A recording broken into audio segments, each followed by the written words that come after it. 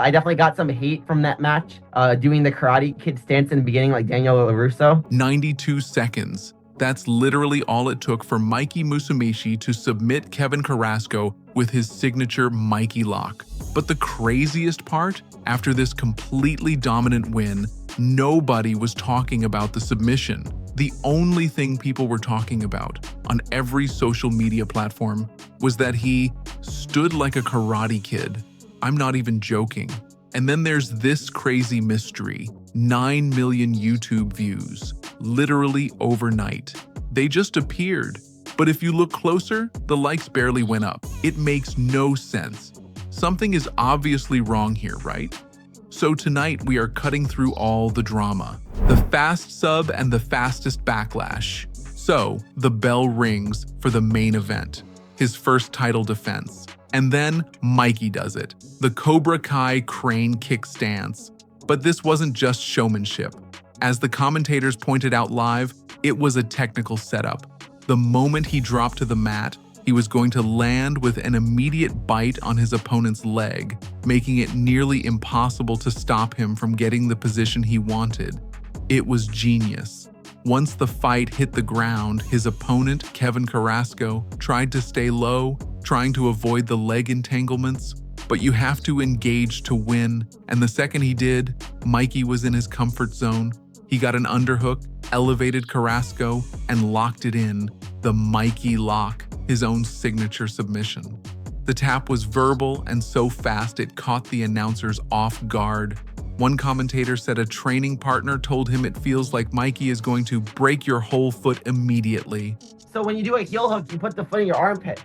When I do a Mikey lock, you just basically put it on your neck and you use that as the breaking. So I used my neck for it. But even as the arena exploded over that insane level of skill, the tweets started flooding in instantly. Clown stance, disrespectful. That's not real jiu-jitsu. I definitely got some hate from that match, doing the Karate Kid stance in the beginning like Daniel LaRusso. I just hate the amount of hate that I receive from people with this. You know, it's very frustrating sometimes because I'm always down to fight the best in the world. You know, I'm the best in the world at 135, and I want to fight anyone that's the best in the world. And then I'll get crapped on from the community. Oh, I'm not having hard matches. I'm not having hard. It's not really my fault if there's people that don't want to compete with me or I'm not able to compete with people, right? I get it. Some people in jiu-jitsu want it to be super serious all the time. They want stone-faced killers, not people having fun. Come on. In MMA, fans cheer for insane knockouts that are sometimes just a lucky punch.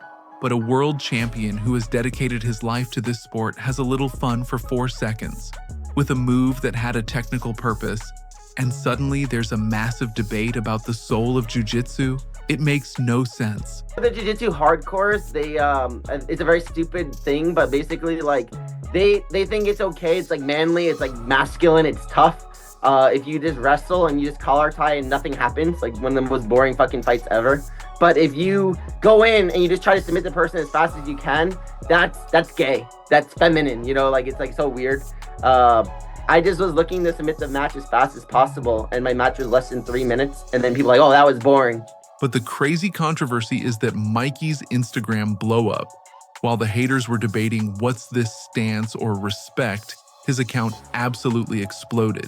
He reached a staggering 1.2 million followers and a 73 million view in just 30 days. And that is significantly higher than Gordon Ryan's or Craig Jones's stats. Now I'm gaining like over 10,000 followers a day. So my page has been exploding. So at the same time as I'm getting hate, like I am blowing up, you know, like it's unheard of for a jiu-jitsu athlete. I have 73 million views on my page in a month now on Instagram. It's literally 73 million views now on my page. Really hot like topic right now with the competing, the jiu-jitsu, like I don't know, but like this is unheard of for a jiu-jitsu person. So it's just an amazing, it's just been amazing, but I've been getting a lot of hate this time. The 9 million view elephant. Okay, let's talk about the 9 million view elephant in the room, where the numbers defy all credibility. The evidence suggests someone made a critical error in the view boosting process. Let's look at the data. On October 7th, the fight video had 1.9 million views, 300 comments, and 8,800 likes. 4 days later, on October 11th, it had rocketed to 9 million views. But in that time, it gained only 25 new comments and 1,000 new likes. Gaining over 7 million views with practically zero new engagement isn't just suspicious, it's statistically impossible for organic viewership. The engagement rate tells the real story. VidIQ rated the video's engagement at just 0.1%, an abysmal figure suggesting artificial inflation. For comparison, the Craig Jones Invitational 2 achieved 1.2 million views, but generated 2.6 times more likes and over 4 times more comments. Its engagement rate was 21 times higher. The disparity is stark. Legitimate grappling content generates far more proportional engagement. To think this number is credible is next-level delusion. Even Mikey Musumeci himself commented sarcastically on social media. The last event I headlined is on 9 million views on YouTube now. Seems like it really didn't do well. So first, I was just pumped I started 9 million views. I'm like, yeah, I was just really happy that I got to 9. I don't really understand or know how that works, like pumping views on YouTube.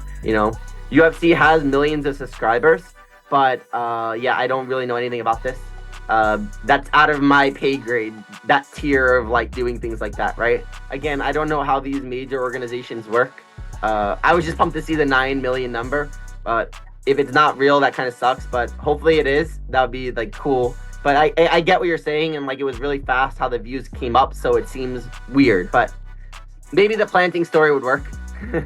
So who's behind it? Could a rival promotion have bottled the video to make the UFC look bad? It's a dirty move, but possible. Or did a marketing company go rogue to make their numbers look good? Also possible. The worst part is this fake view controversy completely overshadowed the incredible performances from every athlete on the card. That's the biggest tragedy. The free agent. Free agent right now. Okay, the countdown is over. The rumors are true. On the Ariel Helwani show, Mikey Musumeci himself confirmed that his UFC contract has officially expired. He is now a free agent. He revealed he's expecting to renegotiate with UFC executive Hunter Campbell soon, but when Ariel Helwani asked him point blank if he would re-sign, his answer was a quick and simple, "I don't know." My contract's actually up now with UFC, so I'm up for renegotiation, re-signing. I'm supposed to meet with them soon, so we'll see what happens with that.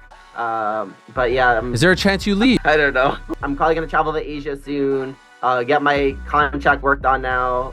We'll see like what happens with that. So who has the power here? The UFC built its entire 145-pound BJJ division around him.